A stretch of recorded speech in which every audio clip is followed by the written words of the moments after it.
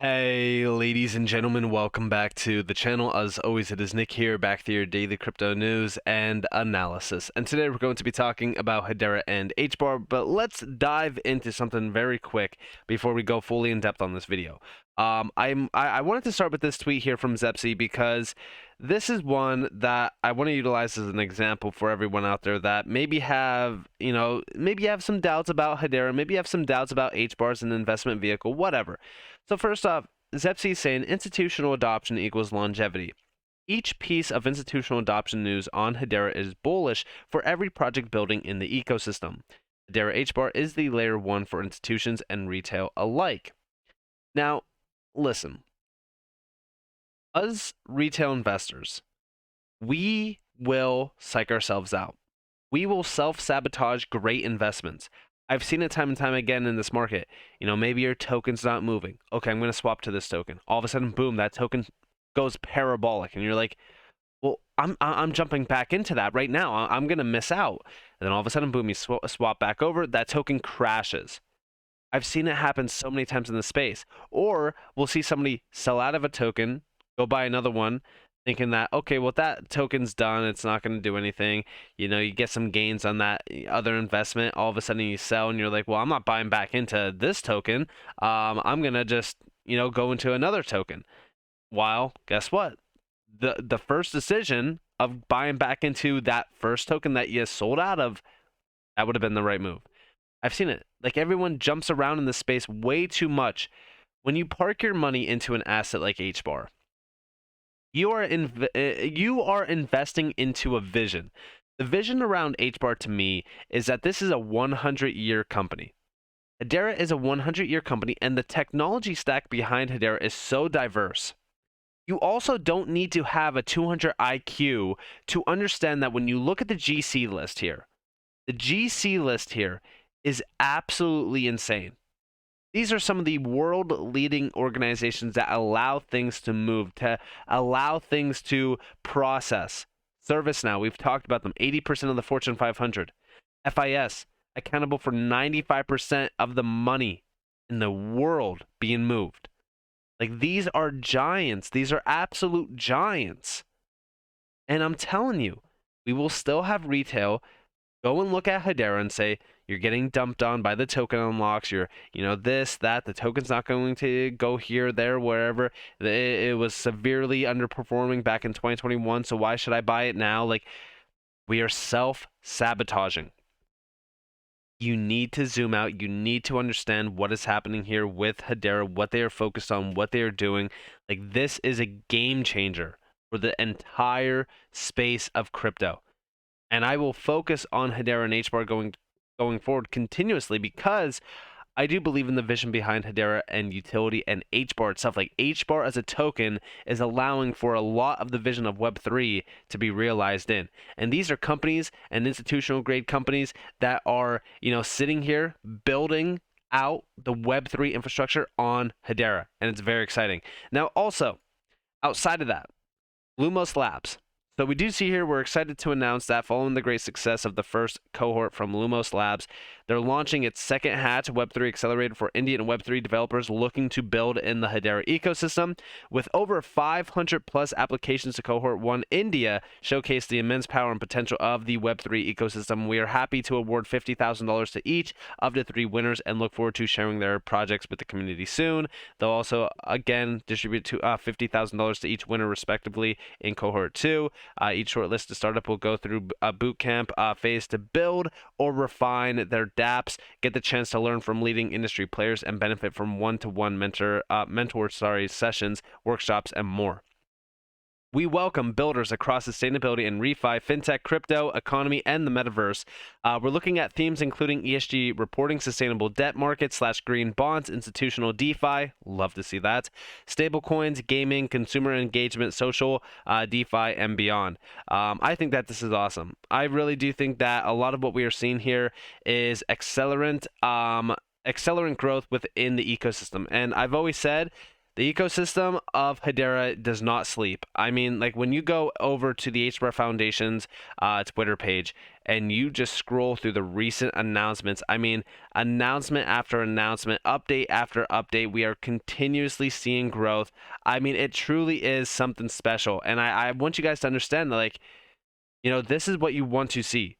This is what you want to see. And like, even here, right? In partnership with telecommunications provider Orange, the Hashgraph has committed 100 million euros to support fintech and blockchain startups with the aim of empowering young entrepreneurs to adopt digital assets and DeFi. Like, again, just expansion after expansion in the Hedera ecosystem. This is what you want to see from any project that you are investing money into. Now, also, talking about Web3, right? Because Web3 has been the focus. We do see here from Citadel Wallet, we are very excited to announce our strategic partnership with Headstarter.org and Builder Labs. Both projects will play an instrumental role in providing important Web3 infrastructure and in building an extremely secure firmware for Citadel Wallet. This is awesome. We are seeing ecosystem collaboration to build out strong infrastructures within the Web3 area. I think that this is awesome, and I love to see collaboration. Which, by the way, if you guys haven't gone and checked out Citadel Wallet over on Twitter, I highly suggest you guys do. They are building out a Hedera-specific hardware wallet. I think that that's awesome. I think that's incredible. So definitely go check that out if you haven't already. Now, also, we did see from Flow Carbon back in November. You guys are going to understand why I'm bringing this back up. So back in November, we did see from Flow Carbon, we are thrilled to announce a partnership with HBAR Foundation through the Sustainable Impact Fund, SIF, to provide digital measurement, reporting, and verification capabilities using Hedera's unique open source Guardian infrastructure. Flow Carbon will be working directly with the HBAR Foundation's advanced tools like the open source Guardian to enhance carbon emission solutions. The Guardian will provide Flow Carbon token holders the ability to access and maintain a linked relationship to the roles, actors, and data created by ecological projects that follow a science-backed methodology. Now, when we take a look at this, why am I bringing this back up? Well, let's go over to this announcement here from February 28th. So this is from Gold Standard. We have announced the next step in our progress towards the creation of digital tokens linked to our carbon credits, a readiness phase during which we will consult and engage with Thallo, BitGreen, Token Protocol, We Are Flow Carbon, and EarthChain UK. Key here is We Are Flow Carbon. And when we go over here, we do see tokenization, consultation, feedback, and next steps for Gold Standard.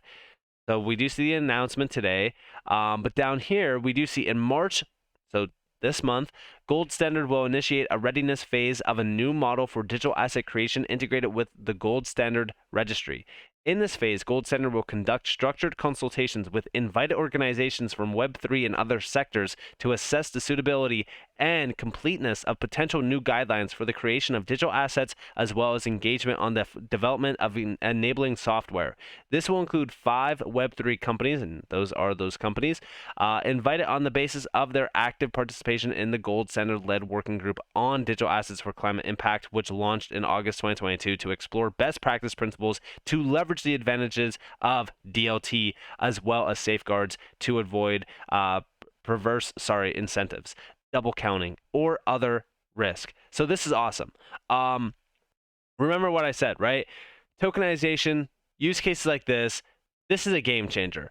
And yes, I do believe that Hedera is a part of this, again, with the exposure to Flow Carbon on, again, Hedera.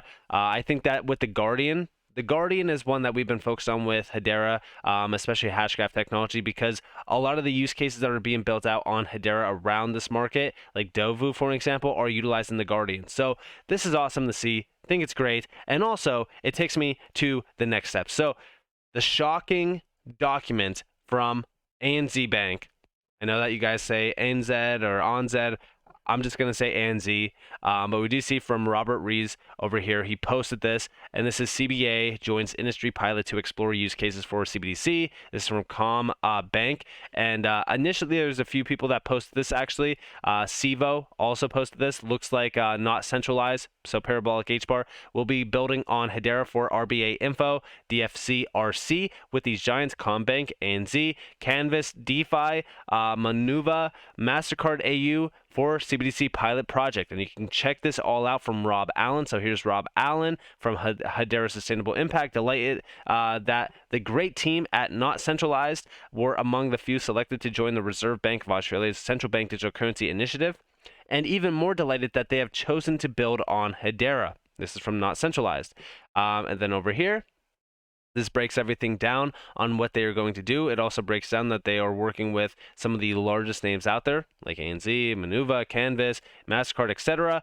I think that this is crazy to me. Like, this is what I mean by retail will self-sabotage. Like, they're not focused on the bigger picture. Like, something much larger than what anyone can anticipate is happening before our eyes. We are seeing the evolution of finance and money, and this is from Not Centralized. You guys can go check it out. Pretty big update in my opinion. I think that it's going to be one of the largest updates that we've seen around CBDCs within the Hedera ecosystem. But also going back to the ANZ announcement here, you can check this out. This is also talking about tokenization, CBDCs, things like that.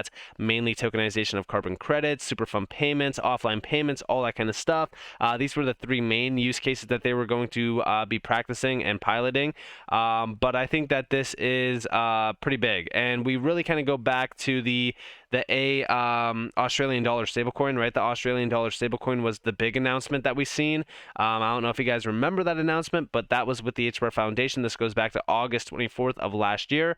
We're excited to announce that Open Zeppelin, a recognized leader in Web3 security and auditing, has integrated its Defender and contract services, enabling ANZ, Australia's second largest bank, to secure their Australian stablecoin on the Hedera network. This was a game changer, and I think that at this time, like, a lot of people were looking at this and they were like, oh, well, whatever, it doesn't matter. But this is a game changer, and this also shows you the potential that Hedera has as a tech leader within the Web3 scene, as well as the evolution of finance and the evolution of all these major industries and sectors. I really do think that this is incredible, and we actually do see, like, why did they decide to secure their Australian dollar stablecoin on Hedera? Well, it's 1,000 times cheaper than Ethereum, 15 times performance increase over Ethereum, and carbon negative. But also, hey, don't believe Hedera? Why don't you believe the banking services portfolio lead at ANZ as well, talking about the potential of Hedera compared to Ethereum? Listen closely to this. About stablecoins, which is, I think, as a payments guy, I think of as infrastructure. You know, the stablecoins actually represent the rails onto which you can build use cases. And then that conversation around sustainability, around ESG, which wasn't mentioned, but in my mind, sustainability and ESG are two sides of the same coin. And as you know, something I'm particularly passionate about. But ANZ has a strong sustainability focus as well on behalf of your customers. Are you blending that into your projects? Is there anything you want to talk about on that? Yeah, definitely. I mean, we have a very well articulated sustainability strategy, and you know, we want to be a leader in that space. And we've made some announcements recently around pollination and those sorts of investments that we've made. So we're very serious about that. But what we also need to be is very consistent in terms of our digital asset strategy. Yes, we're very interested and focused on stable coins and you know, getting those into production. But of course, the network of choice at the moment is both expensive and arguably, I mean, we can debate this, so I understand we don't want to enter into the debate, but rather, you know, the allegation or even the perception of, you know, wastage or unsustainable practices around what is conceived as a contemporary new form of digital asset transactions is not really consistent. So, you know, I know you represent the HBAR Foundation, but we've become very interested in the Hedera network, and we have for a variety of reasons, we've deployed a coin on testnet. And the reason is that when we make comparisons across a range of the available networks, And we're pretty chain agnostic, but when we're trying to fall in line with our principles around sustainability, the Hedera network is very, very defensible in terms of the consumption of energy to arrive at consensus. And of course, the cost is extraordinarily much lower by a factor of about 1,000 in a recent transaction we did, just to prove a point, right? So it's very favorable from a set of use cases that require high throughput and scalability. And this is exactly the difference in technology, right? This is the evolution of blockchain technology. Bitcoin paved the way for Ethereum to shine, and the same way that Bitcoin did, Ethereum will as well. What will be the next generation of crypto technology? Will it be Hedera? Will it be, this, that, whatever? We have no idea. But all we know is that major names are warming up to the fact that Hedera is extremely efficient. We are seeing incredible real-world use cases being built out on Hedera. I say real world because a lot of what we see on Ethereum and a lot of what we see being transacted on Ethereum is mainly NFTs, DeFi trading on like Uniswap and stuff like that. I mean, there is some real world use cases there, but for the most part, I really do believe that the transformative use cases, the institutional grade use cases, those will be transitioning over to Hedera or a DLT similar in efficiencies. But I do believe that if they really want to grasp every single major efficiency that they are aiming for, Hedera will be their choice.